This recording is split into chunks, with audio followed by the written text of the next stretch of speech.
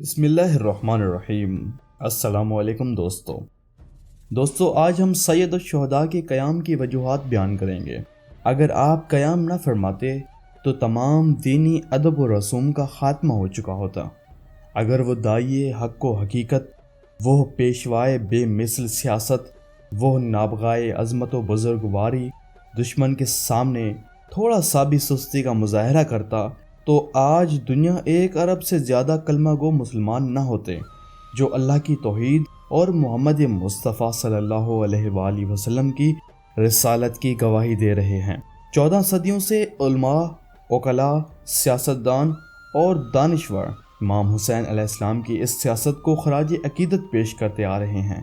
یقیناً اس کی کوئی وجہ ہے نہ کوئی شخص، خواہ کس قدر عظیم اور قابل احترام ہو، 1 سال یا زیادہ سے زیادہ 1 صدی کے بعد اس کا نام لینے والا کوئی نہیں ہوتا۔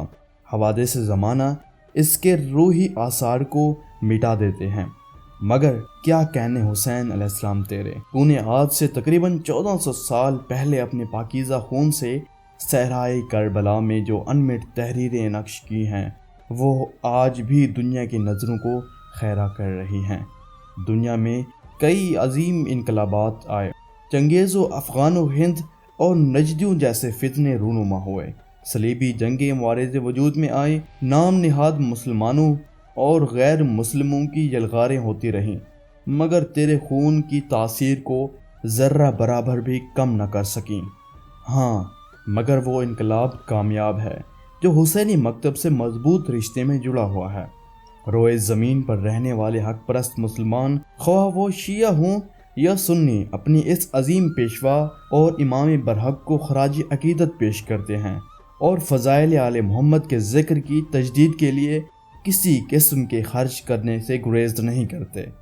ان کی نگاہوں میں جو بھی چیز محبوب ترین اور مرغوب ترین ہوتی ہے، اس راہ میں صرف کر دیتے ہیں۔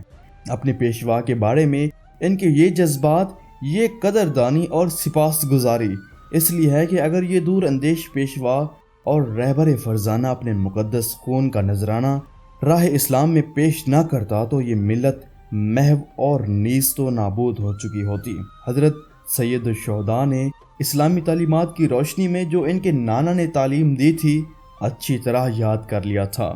جو لوگ راہ خدا میں جان کا نذرانہ پیش کرتے ہیں، انہیں مردہ مت سمجھو، بلکہ وہ زندہ ہیں اور اپنے رب کے ہاں روزی پا رہے ہیں۔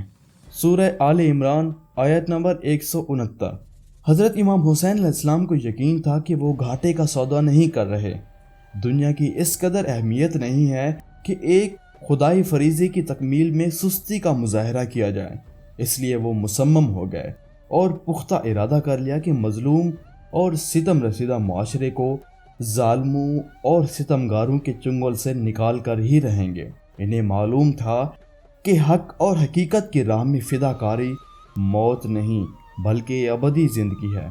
یہ اس عظیم انسان کا کارنامہ ہے جس نے اپنی ایک ٹھوکر سے مادیت کی تمام عمارتوں کو خاک میں ملا دیا اور ظلم و ستم کے شاہی کسور کو تباہ و برباد کر کے اسلامی امہ کو دشمن کے خونی پنجوں سے نجات دلائی اور اپنے لیے زندگی جاوید اور مسلمانوں کے لیے ہمیشہ کے لیے امن و سلامتی اور سعادت کی ضمانت حاصل کر لی۔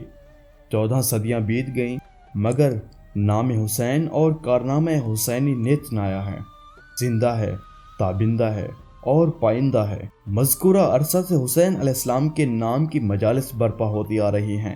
حسین علیہ السلام کے نام کے مدارس اور مساجد تعمیر ہو رہے ہیں۔ حسین کے نام سے کتب خانے اور لائبریریاں تشکیل ہوتی آ رہی ہیں۔ حسین کے مقدس نام پر عمارتیں، پلیں، سقاخانے، تکیے، سبیلیں اور امام بارگاہیں تعمیر ہوتی آ رہی ہیں، جہاں پر ہزاروں لاکھوں لوگ جمع ہو کر حسینی منبر کے سامنے بیٹھ کر حسینیت کے تذکرے اور ان کی بے مثال اور عدیم النظیر قربانیوں کو یاد کرتے ہیں۔ صدیوں سے آپ کے مزار کی زیارت دنیا جہان کے لوگ سر انجام دیتے آ رہے ہیں۔ مقصد حسین، حضرت سید الشہداء نے اپنی شہادت کے مقصد اور ہدف کو سرخ پرچم پر تحریر کر کے اپنے خیمہ سلطانی کے مقدس دروازے پر نصب کر دیا ہے، جہاں دشمن بھی بڑی آسانی کے ساتھ پڑھ سکتا ہے۔ حسین راہ خدا میں موت کو سعادت سمجھتا ہے اور ظالموں کے ساتھ زندہ رہنے کو ذلت حسین سے کوسوں دور ہے۔ دوستو، اگر آپ کو ہماری یہ ویڈیو پسند آئی ہے تو اسے اپنے دوستوں کے ساتھ ضرور شیئر کریں، ہمارے چینل کو سبسکرائب کریں اور ساتھ ہی گھنٹی کے بٹن کو ضرور دبائیں تاکہ اس طرح کی مزید ویڈیوز آپ تک پہنچتی رہیں۔ اللہ حافظ۔